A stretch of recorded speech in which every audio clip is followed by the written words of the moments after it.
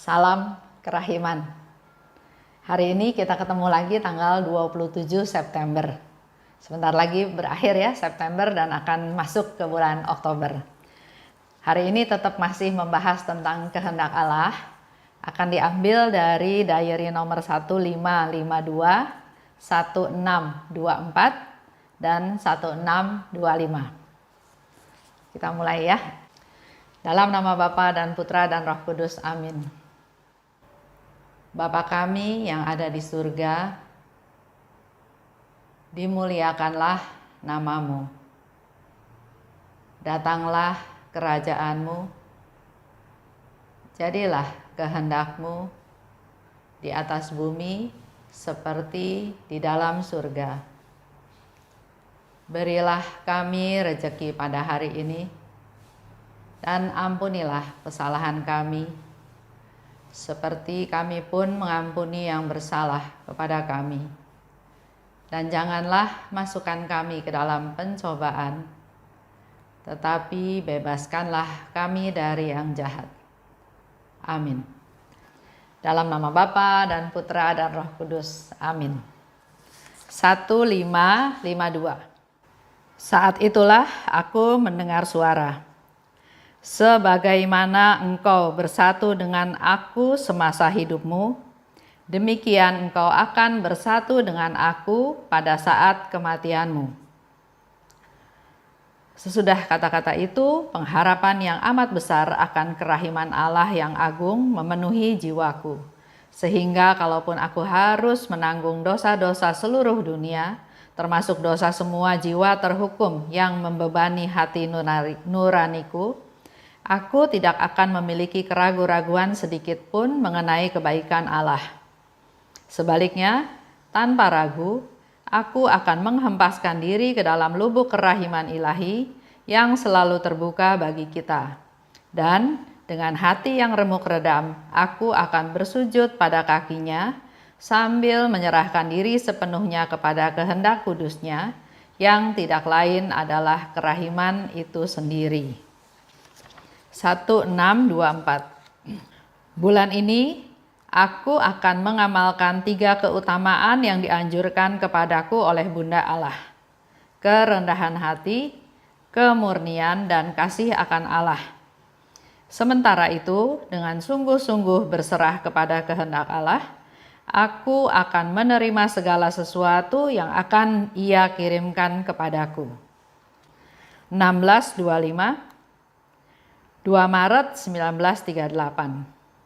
Aku memulai masa prapaskah yang suci dengan cara yang dikehendaki Yesus, yakni dengan membuat diriku sungguh-sungguh tergantung pada kehendak kudusnya dan dengan penuh cinta menerima segala sesuatu yang Ia kirimkan kepadaku. Aku sama sekali tidak dapat melaksanakan mati raga yang lebih berat, sebab aku sangat lemah. Sakit yang berkepanjangan ini sungguh-sungguh menguras kekuatanku. Lewat penderitaan, aku menyatukan diriku dengan Yesus. Ketika aku merenungkan sengsaranya yang pedih, penderitaan fisikku berkurang. Itu yang akan kita bahas sama-sama ya. Kita mulai tadi di 1552. Saat itulah aku mendengar suara. Jadi Suster Faustina mendengar suara dari Yesus. Dikatakan, sebagaimana engkau bersatu dengan aku semasa hidupmu, demikian engkau akan bersatu dengan aku pada saat kematianmu. Itu janji Yesus ya. Kalau kita semasa hidup bersatu dengan Tuhan Yesus, maka pada saat kematian pun engkau akan bersatu dengan aku, yang Yesus katakan. Ini adalah suatu jaminan ya. Orang mau meninggal dalam sakratul maut ada perasaan ngeri, takut, dan kalau kita ingat roh-roh jahat, bayangan-bayangan hitam juga menunggu saat roh kita lepas dari tubuh kita. Nah, di sini ada satu jaminan dari Tuhan Yesus, karena engkau bersatu dengan aku pada saat kehidupan, maka engkau akan bersatu dengan aku pada saat kematianmu. Dikatakan lebih lanjut, kalau harus menanggung dosa seluruh dunia, ya. Di situ Suster Faustina katakan, kalaupun aku harus menanggung dosa-dosa seluruh dunia, termasuk dosa yang dari semua jiwa terhukum, aku tidak akan memiliki keraguan sedikit pun mengenai kebaikan Allah. Dia nggak ada keraguan sama sekali, dia nggak ada khawatir sama sekali, dia percaya penuh pada Tuhan. Aku akan menghempaskan diri dalam lubuk kerahiman ilahi. Kalau sampai dia tidak kuat, kalau sampai dia merasa lemah, merasa tidak berdaya, dia masih tetap punya satu solusi, dia punya tempat, yaitu aku akan menghempaskan diri dalam lubuk kerahiman ilahi yang selalu terbuka, yang dengan hati yang remuk redam, dia datang bersujud kepada Allah dan menyerahkan dirinya untuk melaksanakan kehendak Allah. Itu yang dilakukan oleh Suster Faustina.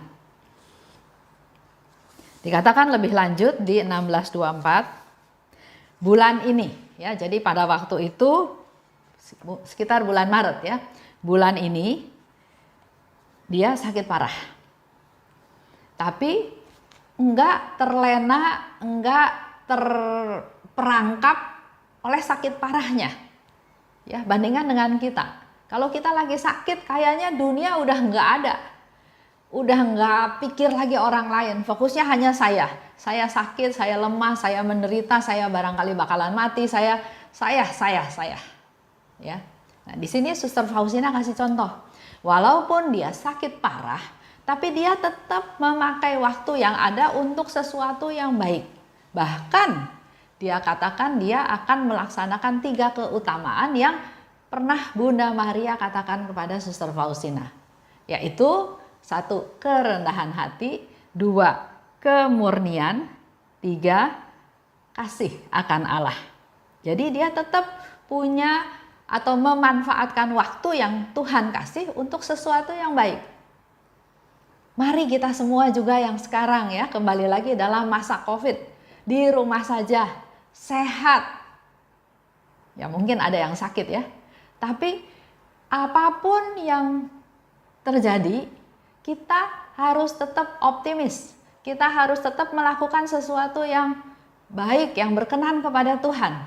Bukan fokus kepada diri sendiri, tapi fokus untuk orang lain. Melakukan hal yang Tuhan kehendaki. Ada teman yang dia kasih saya kabar bahwa dia kena COVID. Dia masuk rumah sakit, tapi di dalam proses penyembuhan tersebut, walaupun belum negatif hasil tesnya, tapi karena paru-parunya katanya sudah oke, napasnya juga sudah tidak terganggu, maka dia sudah boleh pulang. Dia melakukan isolasi mandiri. Ternyata istrinya dan anaknya juga harus diisolasi mandiri karena juga ternyata hasilnya positif. Apa yang mau dilakukan? Apakah menyesali saya kena di mana, saya sakit, saya jadi nggak berdaya, atau berpikir positif? Saya sudah tidak sesak napas, saya sudah bisa pulang ke rumah bersama-sama dengan istri dan anak, walaupun isolasi mandiri, tapi mereka dalam satu rumah kan, ketemu. Dan yang lebih penting lagi, dia tetap melaksanakan tugasnya dia. Karena dia bekerja, dia sudah bisa bekerja, maka dia lakukan hal yang positif. Work from home. Jadi dia berusaha melaksanakan atau memenuhi tugas-tugasnya supaya pekerjaan dia jangan menghambat pekerjaan teman-temannya yang lain yang harus menunggu pekerjaan dari dia. Jadi harus berpikir positif. Jangan hanya mikirin, waduh saya sakit, kapan sembuhnya, nanti kalau sakit, dan seterusnya. Ya, begitu pula dengan Suster Faustina. Dia katakan lagi, aku menerima kehendak Allah. Apapun yang dikirim oleh Tuhan, aku akan terima. Lanjut, ya. 2 Maret 1938, aku memulai masa Prapaskah.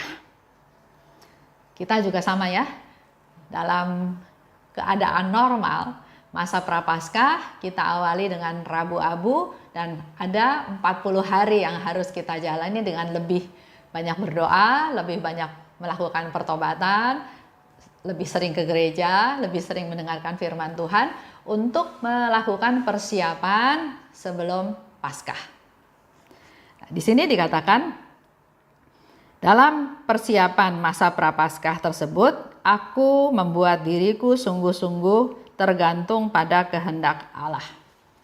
Jadi Suster Faustina betul-betul tergantung pada kehendak Allah dan dengan penuh cinta menerima yang Ia kirim. Mungkin kalau sekarang ada yang kena COVID, bisa bertanya kenapa terjadi oleh dalam keluarga saya. Saya nggak ketemu sama siapa-siapa, saya juga melakukan protokol kesehatan, tapi kok saya kena? Nah, kembali lagi bukan kenapa-kenapanya, tapi mari kita berpikir positif. Sama ya, ada teman saya juga, dia mempunyai anak yang akan menikah beberapa hari ke depan, ya. Persiapannya semua sudah beres.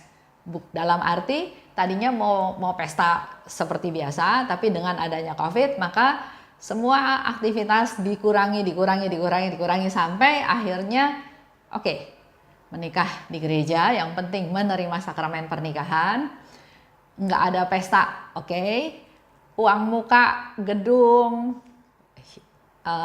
dekorasi dan lain-lain hilang, ya sudah nggak apa-apa, yang penting mereka berdua bisa menerima sakramen pernikahan. Tapi yang terjadi, ternyata sekarang gerejanya tutup. Karena ternyata ada salah satu karyawan gereja yang positif COVID. Otomatis dalam waktu 2 minggu ke depan nggak boleh ada kegiatan, ya, karena akan ada tes swab, ada yang hal-hal yang lain. Dia begitu sedih ya, artinya dari persiapan setahun yang lalu sudah digradasi, sudah dikurang-kurangin sampai akhirnya beberapa hari lagi akan menikah. Tapi ternyata yang terjadi seperti ini. Kalau kita balik ke cerita Suster Faustina, dikatakan aku menerima apapun yang Tuhan kirim. Kalau dalam hal ini teman saya juga berpikir positif, saya bilang, bagus, sudah ketahuan sebelum hari pernikahan anak kamu. Kalau sudah menikah, misalnya pas hari ini terjadi sakramen pernikahan, terus besoknya heboh, ada yang kena COVID, apa bukan mereka semua juga nanti akan kena tes swab, isolasi mandiri, dan seterusnya. Justru sekarang belum kejadian, sudah diberitahu bahwa ada yang positif. Sehingga mereka minimal 2 keluarga besar tidak masuk ke dalam kategori klaster yang terlibat positif tersebut. Memang ada urusan lain, berarti harus melakukan rencana lain. Pergi ke paroki lain atau mencari pastor yang lain. Ya, itu suatu proses ya. Tapi artinya dalam hal ini apapun yang terjadi diterima dan disyukuri dan melihat sisi positifnya. Pasti ada positifnya. Lanjut ya. Di situ Suster Faustina juga bilang, saya sekarang udah nggak bisa mati raga yang sulit, yang berat, yang biasanya dilakukan pada masa Prapaskah. Karena dia sudah sangat lemah. Kenapa bisa kayak gitu? Karena sakit yang berkepanjangan. Jadi dia nggak bilang, Tuhan saya nggak mati raga loh, karena saya sakitnya berkepanjangan, kamu nggak sembuh-sembuhin saya. Nggak seperti itu. Suster Faustina menerima apa yang dialami, lemah ya apa boleh buat, dia nggak bisa. Walaupun dia punya keinginan ya untuk mati raga, tapi karena kondisi tubuhnya yang lemah, dia nggak bisa melakukan hal tersebut. Dan ini disebabkan oleh sakit yang berkepanjangan. Ini sudah tahun 1938 ceritanya ya. Tahun dimana dia akan meninggal di bulan Oktober. Jadi kondisi sakitnya sudah semakin hari semakin parah. Dikatakan lebih lanjut, lewat penderitaan, aku menyatukan diriku dengan Yesus. Buat kita semua, khususnya Bapak Ibu yang mungkin sekarang sedang mengalami masalah, mengalami suatu kegagalan, mengalami suatu penderitaan, mungkin sakit yang juga berkepanjangan, mari kita seperti Suster Faustina menyatukan penderitaan. Lewat penderitaan, aku menyatukan diriku dengan Yesus. Lihat diri kita masing-masing. Kalau kita menderita, kita makin dekat sama Tuhan atau makin jauh? Nanti Bapak Ibu bisa jawab sendiri ya. Coba dievaluasi. Kalau saya menderita, saya makin mendekati Tuhan atau malah saya makin jauh dari Tuhan? Ada yang cerita sama saya ya, karena dia dikhianati, dia juga jadi marah sama Tuhan. Tuhan, kenapa nggak jaga keluarga saya? Kenapa Tuhan membiarkan suami saya melakukan hal-hal yang melanggar perintah-Mu? Akhirnya dia ngambek sama Tuhan. Padahal Tuhan kan bukan penjaga, ya. Ada juga yang nggak bisa terus bergantung pada Tuhan karena katanya Tuhan nggak jawab doanya. Dia cari orang pintar yang biar dapat jawaban cepat. Makin jauh kan dari Tuhan ya. Ada juga yang waduh sakit terus berkepanjangan, nggak tahu kapan sembuhnya. Akhirnya dia ambil jalan pintas, bunuh diri. Itu beberapa contoh di mana penderitaan bukan membuat dia makin dekat sama Tuhan, tapi justru makin jauh. Padahal kita harusnya tahu bahwa sumber keselamatan, sumber kesembuhan, sumber hidup itu adalah Tuhan. Semakin kita menderita, harusnya kita semakin dekat sama Tuhan. Karena Tuhan itu yang menyelamatkan kita. Tuhan itu adalah yang esa, yang kuasa, yang bisa melakukan apapun. Tidak ada yang tidak bisa Tuhan lakukan. Semuanya bisa Tuhan lakukan. Oleh sebab itu, kita belajar dari Suster Faustina juga, dia melalui penderitaan, dia semakin menyatukan diri dengan Tuhan. Ketika aku merenungkan sengsaranya yang pedih, penderitaan fisikku berkurang. Ini menjadi satu sharingnya Suster Faustina.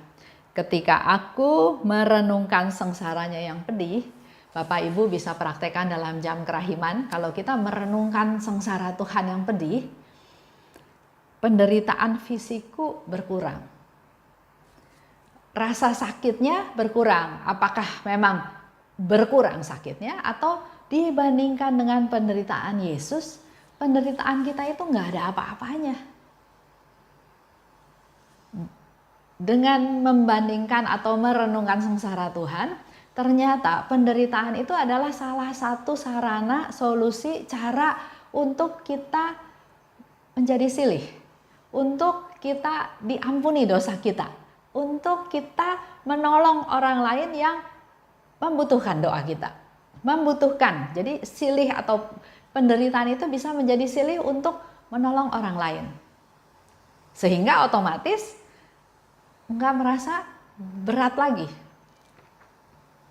Contoh ya, dalam satu keluarga, karena memang kehidupannya nggak bagus, ekonominya juga jelek, nggak bagus, maka dia bilang bahwa dia harus bekerja sepagi mungkin, supaya waktu dia kerja panjang. Kalau waktu kerja dia panjang, maka dia bisa banyak menghasilkan makanan yang bisa dia jual.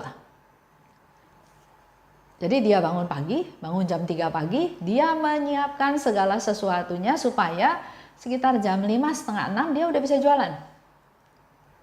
Dengan persiapan yang semakin panjang, otomatis barang yang dia jual bisa semakin banyak. Dan itu dia lakukan terus berhari-hari, berbulan-bulan, bertahun-tahun.